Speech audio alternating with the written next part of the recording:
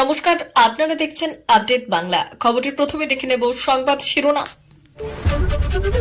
আবাস যোজনায় দুর্নীতি নিয়ে সরব শুভেন্দু।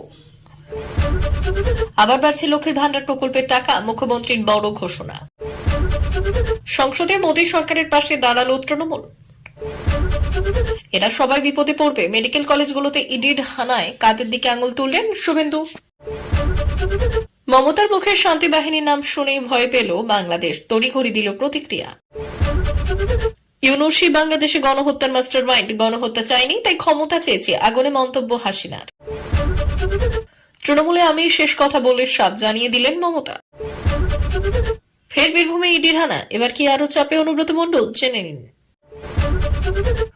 আটকানো যাবে না, আলু রপ্তানি বন্ধে মমতাকে চ্যালেঞ্জ শুভেন্দুর। বিস্ময়কর তথ্য, আবাস তালিকায় 3টি গ্রাম পঞ্চায়েতের কারোর নাম নেই, রাজনৈতিক ষড়যন্ত্র। আসছি বিস্তারিত খবরে। আবাস যোজনায় দুর্নীতির জেরে প্রকৃত প্রাপকদের একাংশ বঞ্চিত হচ্ছেন বলে অভিযোগ। মঙ্গলবার এরকমই এক বঞ্চিত হাজির ছিলেন বিরোধী দলনেতার কাছে, আর তাকে আইনজীবী দিয়ে লড়াইয়ের সহযোগিতা করার আশ্বাস দিলেন বিরোধী দলনেতা শুভেন্দু অধিকারী। এই সূত্রে ফের রাজ্যের একাংশ বিডিওর বিরুদ্ধে শাসক দলের হয়ে কাজ করার বড় অভিযোগ এনেছেন বিরোধী দলনেতা। এদিন হাওড়ার আমডাঙ্গার এক বঞ্চিত দেখা করেন বিরোধী দলনেতার সঙ্গে। তার অভিযোগ, যোগ্য হওয়া সত্ত্বেও আবাসিক তালিকায় নাম নেই তার। তাকে আশ্বস্ত করে শুভেন্দু বললেন, আমি আপনার জন্য লড়ব, প্রয়োজনে আপনাকে আমি আইনজীবী দিয়ে সাহায্য করব। বঞ্চিত ব্যক্তি শুভেন্দুর কাছে জানতে চান তিনি আর একবার বিডিওর সঙ্গে দেখা করবেন কিনা। জবাবে শুভেন্দুবাবু তাকে বললেন, বিডিও দেখা করবেন না, তৃণমূল এদের সবাইকে ক্যাডার বানিয়ে দিয়েছে। নিজের দাবির সপক্ষে শুভেন্দুবাবুর অভিযোগ, 2015 সাল থেকে 2018 সাল পর্যন্ত রাজ্যে যতজন বিডিওকে নিয়োগপত্র দেওয়া হয়েছে তারা হয় ওবিসি কোটায়, নয়তো টাকা দিয়ে চাকরি পেয়েছে। ফলে তৃণমূলের বেনিয়ম নিয়ে এদেরকে বলে কোনো লাভ হবে না। প্রসঙ্গত, আবাসের দুর্নীতি নিয়ে বিধানসভাতেও সরব হয়েছিলেন বিরোধী দলনেতা। আবাস যোজনার টাকা যারা খেয়েছে তাদের বিরুদ্ধে ব্যবস্থা নেওয়ার দাবিও জানান শুভেন্দু। বিরোধী দলনেতা বললেন, গ্রাম সভায় আবাস নিয়ে স্বচ্ছ তালিকা তৈরি করে সর্বদল বৈঠকে পাশ করিয়ে কেন্দ্রীয় সরকারের সঙ্গে কথা বলে আবাস চালুর প্রস্তাব রাখছে। পশ্চিমবঙ্গ সরকারের নামকরা প্রকল্প লক্ষ্মীর ভান্ডার, বর্তমানে এই প্রকল্পে প্রচুর মহিলারা উপকৃত। চলতি বছর লোকসভা নির্বাচনের সময় প্রকল্পের টাকা দ্বিগুণ করেছিল সরকার, আর এবার জানা যাচ্ছে ফের নাকি বাড়তে চলেছে প্রকল্পের টাকা। আর এই নতুন আপডেট শোনার জন্য কতদিন অপেক্ষা করেছিলেন মহিলারা। বর্তমানে রাজ্য সরকারের লক্ষ্মীর ভান্ডার প্রকল্পে রাজ্যে বসবাসকারী তফসিলি জাতি এবং উপজাতির মহিলারা প্রতি মাসে 1200 টাকা পাবেন, আর সাধারণ শ্রেণীর মহিলারা 1000 টাকা করে আর্থিক সাহায্য পেয়ে থাকেন। ইতিমধ্যেই একটি পরিসংখ্যান বলছে, রাজ্য সরকার ইতিমধ্যে লক্ষ্মীর ভান্ডার প্রকল্পে এখনো পর্যন্ত 48,490 কোটি টাকা ব্যয় করেছে। আর এই উদ্যোগের জন্য রাজ্য সরকারের মোট হতে চলেছে প্রায় 54,000 কোটি টাকা। লক্ষ্মীর ভান্ডার প্রকল্পে মোট আর্থিক বরাদ্দের পরিমাণ হতে চলেছে 625 কোটি 20 লক্ষ টাকা। ইতিমধ্যে মুখ্যমন্ত্রী মমতা বন্দ্যোপাধ্যায় বর্তমানে গর্বের সঙ্গে আরও একটি বিষয় উল্লেখ করেছেন যে সারা ভারতের মধ্যে পশ্চিমবঙ্গই প্রথম রাজ্য যেখানে লক্ষ্মীর ভান্ডার প্রকল্পটি চালু হয়েছে, এবং এই প্রকল্পটি বর্তমানে অন্যান্য রাজ্যের জন্য একটি মডেল হয়ে উঠেছে। মুলতবির পর আজ পুনরায় শুরু হয়েছে সংসদের শীতকালীন অধিবেশন। আদানি ঘুষকাণ্ড নিয়ে সরব হয়ে মুলতবি প্রস্তাব পেশ করে বিরোধীরা। এরপরই সংসদ থেকে ওয়াক আউট করে তারা। কিন্তু লোকসভা স্পিকার ওম বিড়লার উদ্যোগে পুনরায় শুরু হয় শীতকালীন অধিবেশন। শর্ত ছিল, দুটি বিষয়ে কথা বলতে দিতে হবে বিরোধীদের, এক বাংলাদেশের সংখ্যালঘুদের উপর অত্যাচার, ও দুই উত্তরপ্রদেশের সম্বলকাণ্ড। সেই মতোই এই দিন সংসদে বাংলাদেশের সংখ্যালঘু এবং হিন্দুদের উপর অত্যাচার নিয়ে বক্তব্য রাখলেন উত্তর কলকাতার সাংসদ সুদীপ বন্দ্যোপাধ্যায়। দলনেত্রী মমতা বন্দ্যোপাধ্যায় সুরেই কথা বলতে শোনা গেল সুদীপ বন্দ্যোপাধ্যায়কেও। বিধানসভায় দাঁড়িয়ে বাংলাদেশের শান্তিরক্ষা কমিটির কথা বলেছিলেন মুখ্যমন্ত্রী মমতা বন্দ্যোপাধ্যায়। মঙ্গলবার লোকসভায় দাঁড়িয়ে সেই একই কথা বললেন সুদীপও। তিনি বললেন, বাংলাদেশের সংখ্যালঘু এবং হিন্দুরা অত্যাচারিত হচ্ছে, তাদের ধরে ধরে হত্যা করছে। তাই আমরা দাবি জানাচ্ছি, ভারত সরকার যেন রাষ্ট্রপুঞ্জের কাছে অবিলম্বে বাংলাদেশের শান্তিরক্ষা কমিটি পাঠানোর আবেদন জানায়। বেসরকারি মেডিকেল কলেজের মাধ্যমে জাল নথি জমা দিয়ে অনাবাসী কোটায় ডাক্তারি পড়ায় অভিযোগ। তদন্তে এবার সক্রিয় এনফোর্সমেন্ট ডিরেক্টরেট।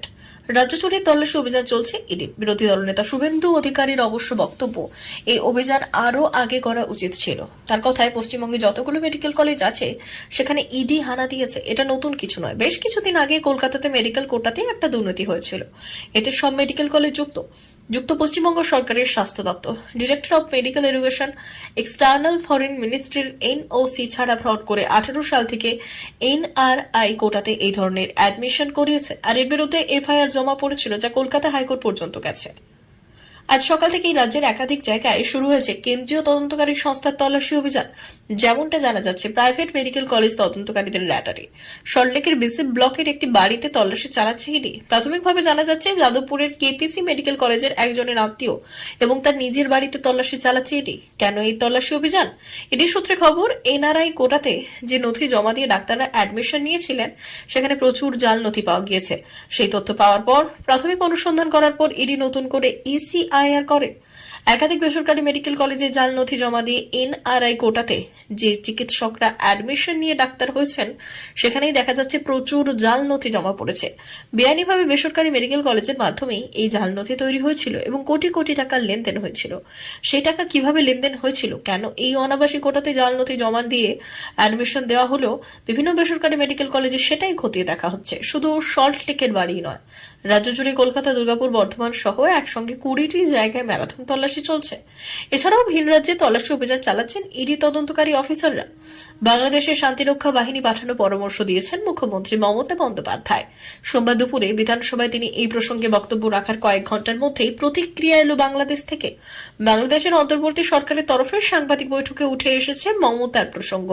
বিক্ষোভের আগুনে জ্বলছে বাংলাদেশ।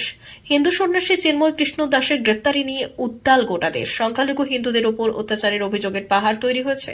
তার মধ্যেই মমতার মন্তব্য শুনে নড়ে চড়ে বসল ইউনূস সরকার। প্রতিক্রিয়া দিলেন তৌহিদ হোসেন। তিনি নাকি বুঝতেই পারছেন না যে কেন মমতা বন্দ্যোপাধ্যায় এমন একটি প্রস্তাব দিলেন।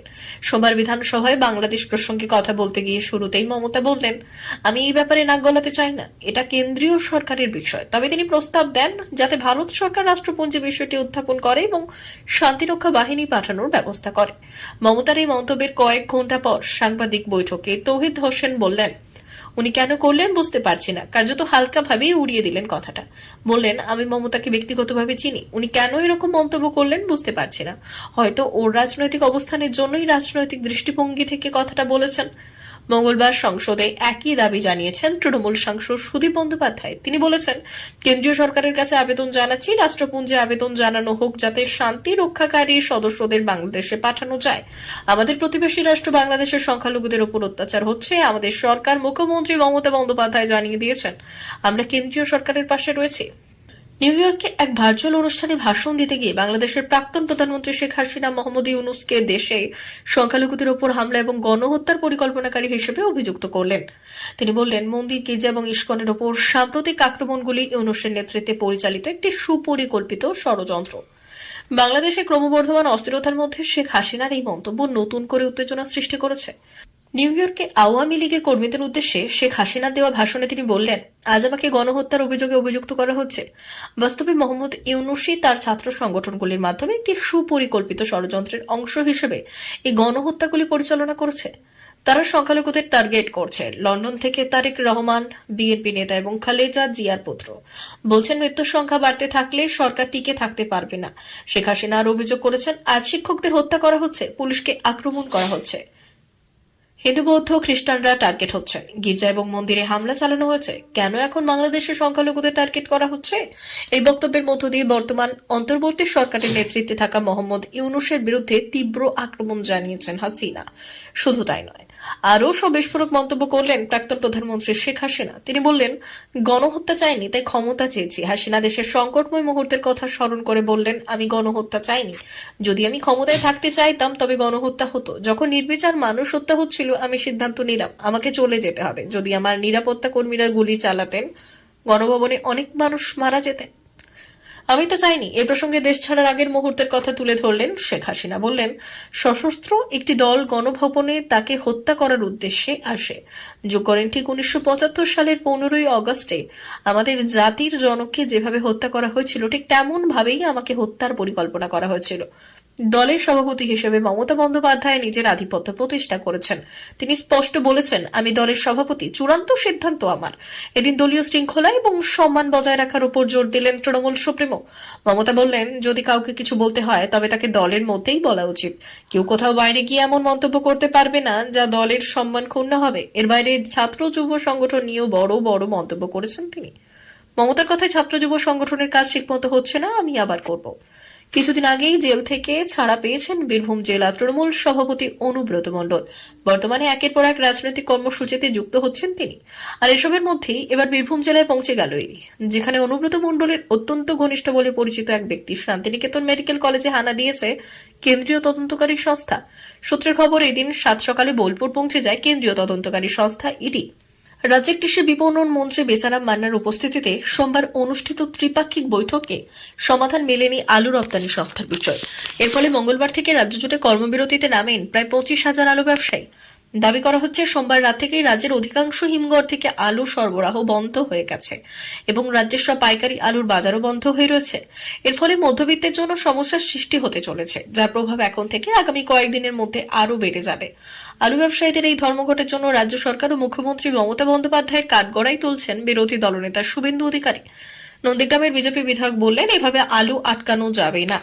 বর্তমানে এর ভালো আলু কলকাতায় আসে, গড়বেতা ও বাঁকুড়ার আলু যায় ঝাড়খণ্ড এবং উড়িষ্যায়।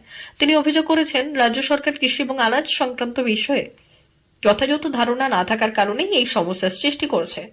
রাজ্য সরকারের আবাস যোজনার তালিকায় যোগ্যদের বদলে ঠাঁই হয়েছে পাকা বাড়ির মালিকদের, অথচ যাদের কাঁচা বাড়ি রয়েছে তাদের নাম বাদ দেওয়া হয়েছে তালিকা থেকে। এমন ভুরি ভুরি অভিযোগ ঘিরে সাম্প্রতিককালের শোরগোল পরিস্থিতি দেখা দিয়েছে রাজ্য জুড়ে। এই আবহে এবার নয়া অভিযোগ, একজন দুজন নয়, পুরো 3টে গ্রাম পঞ্চায়েতের কারোর নাম নেই আবাস যোজনায়। 2017-2018 সালে তৈরি হওয়া তালিকায় নাম নেই পুরাতন মালদার শাহাপুর, মুচিয়া ও মহিষপাথানি গ্রাম পঞ্চায়েতের একজন বাসিন্দাদেরও। পঞ্চায়েত থেকে আবেদনপত্র জমা দেওয়ার পর একজন উপভোক্তার নাম সরকারি পোর্টালে নথিভুক্ত হয়নি, ফলে আবাস যোজনা থেকে বঞ্চিত এই 3টি গ্রাম পঞ্চায়েতের বহু গরিব খেটে খাওয়া মানুষজন। এর পেছনে রাজনৈতিক ষড়যন্ত্র দেখছেন তৎকালীন প্রধানরা, যদিও সমস্ত দোষ তৎকালীন বিডিওর ঘাড়ে চাপিয়েছেন তৃণমূল নেত্রী এবং পুরাতন মালদা পঞ্চায়েত সমিতির প্রাক্তন সভানেত্রী। 3টি গ্রাম পঞ্চায়েতের একজনের নামেও যে সরকারি পোর্টালে নথিভুক্ত হয়নি তা স্বীকার করে নিয়েছেন পুরাতন মালদার বিডিও। গ্রাম বাংলায় হতদরিদ্র মানুষকে পাকা ঘর দেওয়ার জন্য চালু হয় আবাস যোজনা প্রকল্প। পুরাতন মালদা ব্লকের 3টি গ্রাম পঞ্চায়েতের একজনও বাসিন্দার নাম নেই আবাস যোজনার তালিকায়। এলাকার বাসিন্দাদের অভিযোগ, পঞ্চায়েত দপ্তর থেকে বিডিও অফিস বারবার আবেদন জানালেও মেলেনি নাম। আবাস যোজনার যোগ্য ব্যক্তিরা যাতে ঘর পান তার জন্য রাজ্য সরকারের উদ্যোগে জেলায় জেলায় সমীক্ষা চললেও একাধিক জেলা থেকে উঠে আসছে ভুরি ভুরি অনিয়মের অভিযোগ। ঘর পেতে হলে তৃণমূলের 50 সদস্যকে কাটমানি দিতে হচ্ছে বলে অভিযোগ তোলেন মালদার হরিশ্চন্দ্রপুরের সোনাকুল গ্রামের বাসিন্দা একাংশ। এই খবর প্রকাশের পরপরই নড়ে চড়ে বসেছে প্রশাসন। হরিশ্চন্দ্রপুরের বিডিওর নির্দেশে সোমবার দিনভর গ্রামে গ্রামে চলল সচেতনতা প্রচার। প্রিয় দর্শক, এখনকার মতো খবর এই পর্যন্তই। ধন্যবাদ।